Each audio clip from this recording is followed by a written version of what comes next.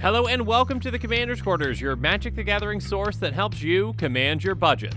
This show and episodes like this one are possible thanks to viewers like you. If you're looking for an easy way to help support this show, make sure that you like, share, and subscribe. Also, hit that bell notification icon so you don't miss any new episodes. You can also go check out our playmats and other merchandise at thecommandersquarters.com. Another easy way to support this show is with our TCG player affiliate links. So whether you're buying a deck or individual cards, you can use this general link right here or one in the description. And the final way that you can support this show is by supporting us directly by becoming a patron. There are many benefits to being a patron, and I truly couldn't do this without all of their support. Hey everyone, Mitch coming in from the Commander's Quarters studio. Welcome to the show. So, day 2 of spoiler season is wrapping up, and we continue to get some really exciting cards. But if you missed my last episode from yesterday on Circle of Dreams Druid, make sure you check that one out as well, because this very well might be the new Gaia's Cradle as a creature. And earlier today, I had a brand new episode on the Wish card, Wish. So make sure you check out that episode to hear my take on the card and Wish cards in general. Hint, hint, the title says I wish this was legal in Commander, so you probably can guess which direction I'm going with it. And of course, definitely make sure you don't miss my episode on Oswald Fiddlebender. This commander very well might just be the best mono white commander of all time. But don't check out those episodes before you check out this one, because it's on the very exciting Zalto Fire Giant Duke. And Zalto is just daring you and your opponents to hit him. To see exactly what I mean by that, well, let's jump into it.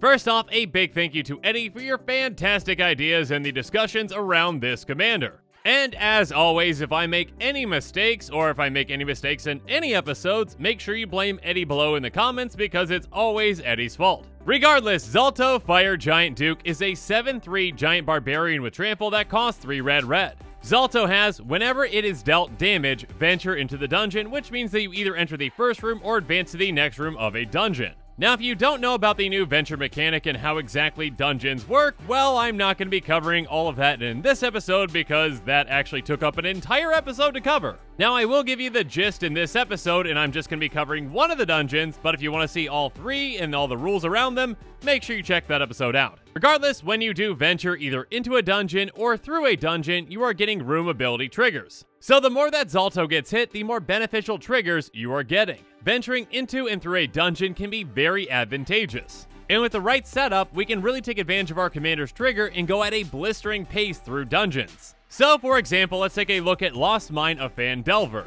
The first room is called the Cave Entrance, and when you get in there, the room ability trigger is Scry 1. From there, you can either choose to go into the Goblin Lair or the Mine Tunnels. If you go into the Goblin Lair, you get a 1/1 red Goblin Creature token, and if you go into the Mine Tunnels, you get a treasure token.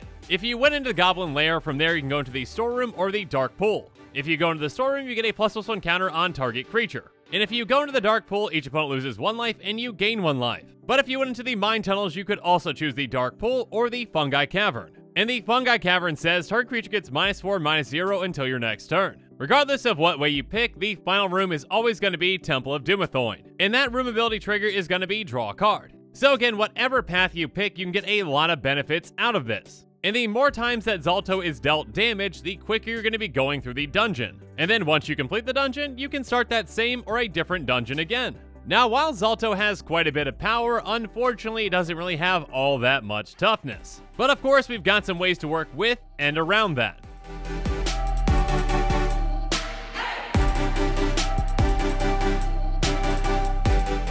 First up, let's talk about some creatures that can really help us speed up our dungeon venturing process. Creatures like Prodigal Pyromancer, Cunning Spark Mage, and Volshock Sorcerer are fantastic with this commander. Prodigal Pyromancer has tap and deals 1 damage to any target. So again, our commander actually wants to get hit so that it can help us go through the dungeon quicker. Now, how that actually works in a D&D campaign, I'm not exactly sure. I mean, maybe this giant barbarian just, every single time it gets hit, it just starts running quicker to get to the dungeon to not die? I don't know. All I know is that our commander can take 2 pings in a turn and still survive, so yeah, Cunning Spark Mage can help out too. It's just a 0/1 human shaman, but it has haste and it can tap to deal 1 damage to target creature or player. So again, with multiple pingers in play, we can venture twice through a dungeon in a turn. And of course we can do this on an opponent's turns as well, so having a third pinger is still effective. So Volshock Sorcerer again is another pinger, a 1/1 human shaman with haste that taps to deal 1 damage to our creature or player.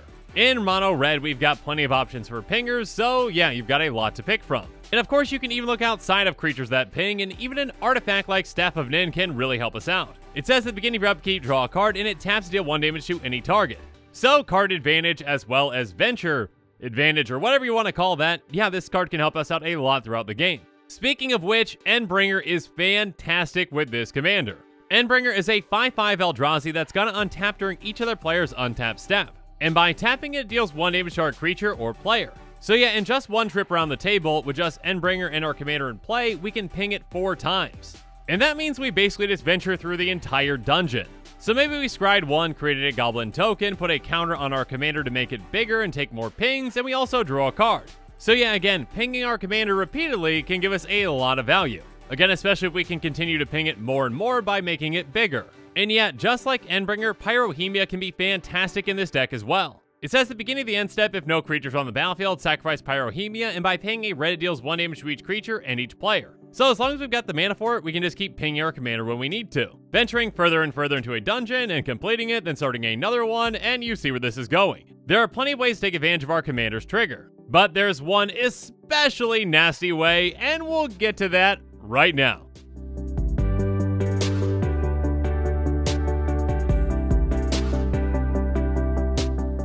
First up, this is just a good idea anyways, but you are going to want to make your commander indestructible. Unfortunately, most of the ways to make your commander indestructible in mono red are quite expensive, but I'm still going to highlight them here, okay?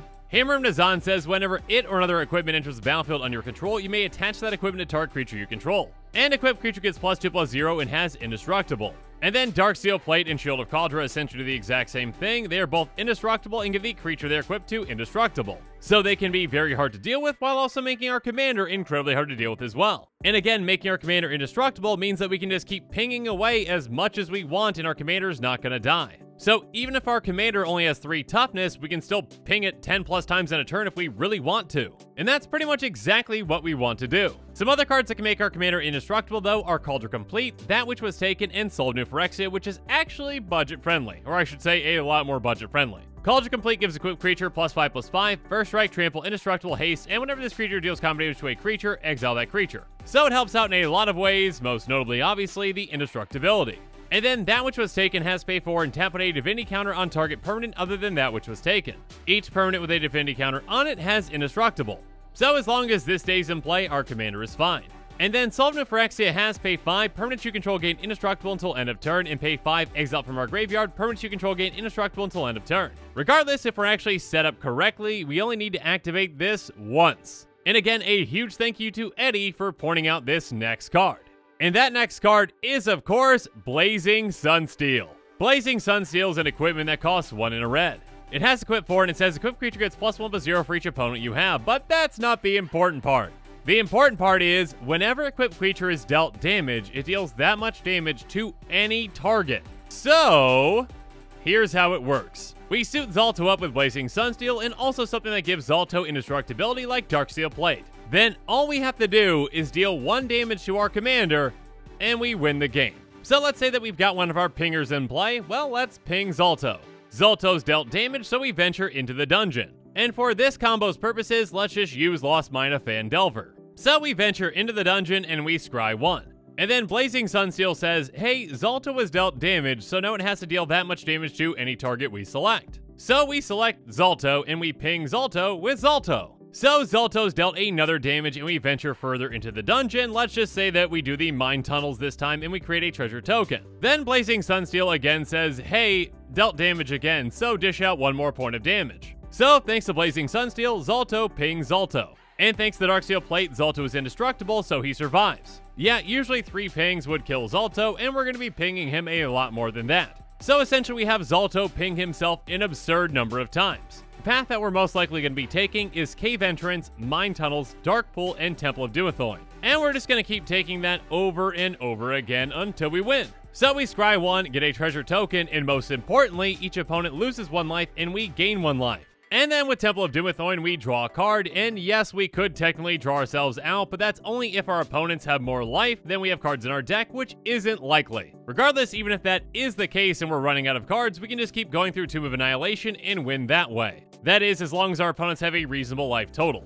I'm talking about like less than 200 life or so, and yeah, usually that's gonna be the case. Regardless though, Blazing Sunsteel is the most efficient way for our commander to combo. It's not the only card that can do it. For example, as long as our commander is indestructible, two other cards that work with our Pariah's Shield and Repercussion. Pariah's Shield says all damage to be dealt to you is dealt to a equipped creature instead. And Repercussion says whenever a creature is dealt damage, Repercussion deals that much damage to that creature's controller. So essentially we just ping our commander once, and then it tries to ping us, which actually just pings it, and then it tries to ping us again, which pings it, and you see where this is going. Essentially, infinite venture fun times, or I guess technically not infinite, but enough to win. Regardless, this actually isn't the only commander that can do a dungeon combo win, so if you want to see my episode on Nadar Selfless Paladin, make sure you check that one out at some point, but don't leave me just yet. Because not only can this be a great commander, but can also be a great piece in the 99 of another deck.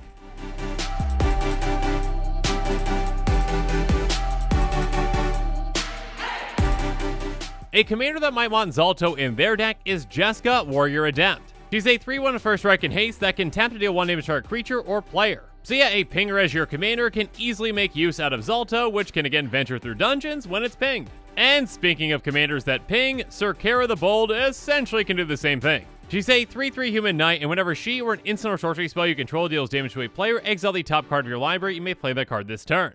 And of course, she can tap to ping any target for 1. Speaking of pinging, next up there's Nostro, Voice of the Crags. It's a 3/3 Chimera that says tap, choose 1, X the number of spells you've cast this turn. Scry X, Nostro Voice of the Crags deals X damage to our creature, or you gain X life. So if we keep it to 1 or 2 spells, we can tap this to ping Zalto and keep it alive. Or how about a Rakdos commander with Judith the Scourge Diva? Judith is a 2/2 human shaman that says other creatures you control get +1/+0. And whenever a non-token creature you control dies, Judith the Scourge Diva deals 1 damage to any target. So with this in Zalto, it's essentially whenever any of your creatures die, you venture into the dungeon. Now obviously you've got to keep that to 2 pings at a turn, assuming you want to keep Zalto alive. One final commander that might want to consider Zalto is Agar the Freezing Flame. It's a 3/3 giant wizard that says whenever a creature or planeswalker an opponent controls is dealt excess damage, if a giant wizard or spell you control dealt damage to it this turn, draw a card. So especially if you built this deck giant tribal, Zalto can really help out with that.